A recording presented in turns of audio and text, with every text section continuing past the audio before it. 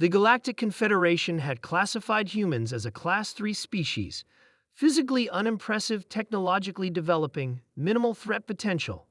This categorization amused Ambassador Krill of the Vesperi, whose species had evolved from apex predators and stood twice as tall as the average human.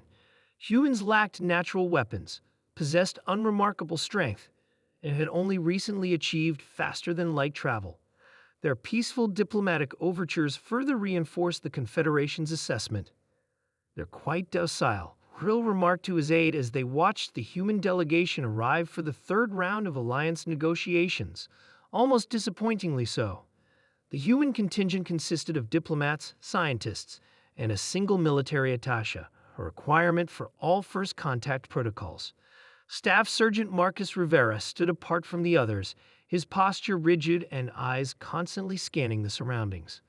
While the diplomats wore flowing robes designed to mimic Confederation styles, Rivera wore a simple dress uniform, adorned only with a few colored ribbons and insignia.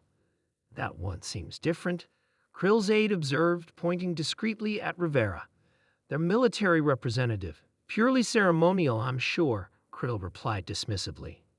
The negotiations proceeded smoothly until discussions turned to defensive pacts. The Vesperi, as one of the Confederation's primary military forces, insisted on handling all defense matters for new member species. "With respect, Ambassador," the human diplomat began, "while we appreciate the protection offered, Earth maintains its own defensive capabilities." Krill's mandibles clicked in what passed for laughter among his species. "We've studied your military technology. Your weapons are primitive, and your soldiers," he paused, searching for a diplomatic term, "lack the natural advantages of evolved warrior species." Rivera, who had remained silent throughout the proceedings, shifted slightly. The movement, so controlled it was almost imperceptible to the humans, drew every Vesperi eye in the room. Perhaps the military attaché would like to address this point, the human diplomat suggested, noticing the alien's reaction. Rivera stepped forward.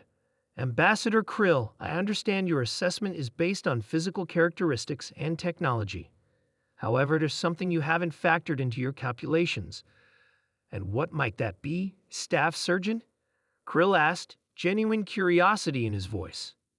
"Training, sir. Specifically what we call boot camp." The universal translators struggled momentarily with the term. "A camp for footwear?" Krill's aide whispered in confusion. "Boot camp is where we transform civilians into Marines," Rivera explained. "It's where humans voluntarily subject themselves to conditions designed to break them down and rebuild them as warriors." The room grew quiet as Rivera continued. "For 13 weeks, recruits are pushed beyond their physical and mental limits.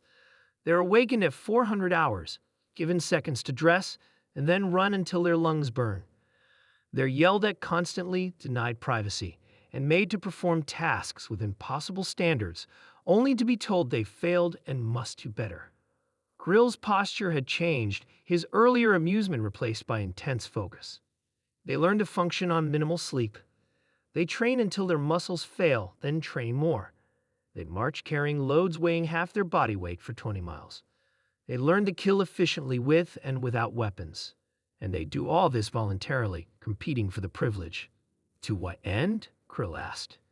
"To forge a bond stronger than family, to create warriors who refuse to break when every natural instinct tells them to surrender, to build humans who run toward danger instead of away from it." Rivera paused, then added, "Every one of our Marines undergoes this. Our special forces go through much worse. What humans lack in natural weapons, we've compensated for with sheer determination and training." The Vesperi delegation exchanged glances, their earlier dismissiveness replaced by a new wariness. "A Vesperi warrior is born," Ambassador Rivera said. "A human Marine is built. There's a difference between being naturally strong and being forged in adversity." Krill stood silently for a moment, reassessing. "Our intelligence suggested your species abhors suffering and seeks comfort. This voluntary hardship contradicts our understanding."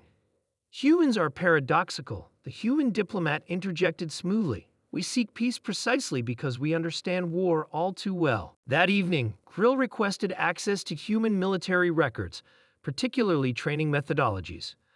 What he discovered disturbed him deeply.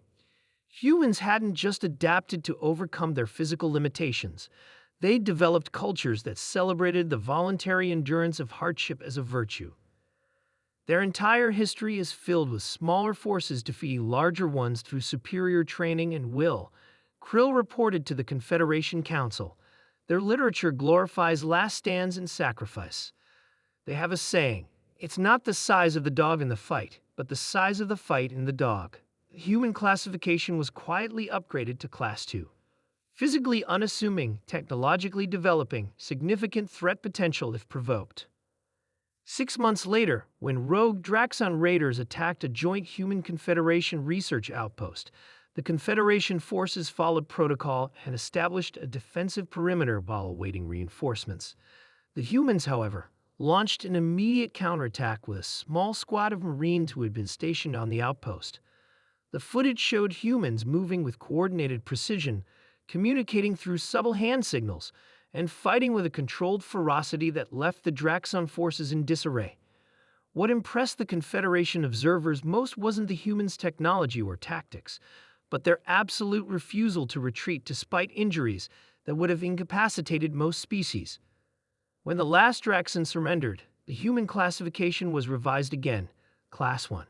Physically adaptive, technologically innovative, extreme threat potential if provoked. Recommended approach, alliance. As Krill signed the formal military alliance with Earth, he reflected on his initial misjudgment. It wasn't the humans' weapons that made them formidable. It was their willingness to transform themselves into weapons through sheer force of will. We should be grateful, he told his aide, that they seek friendship rather than conquest.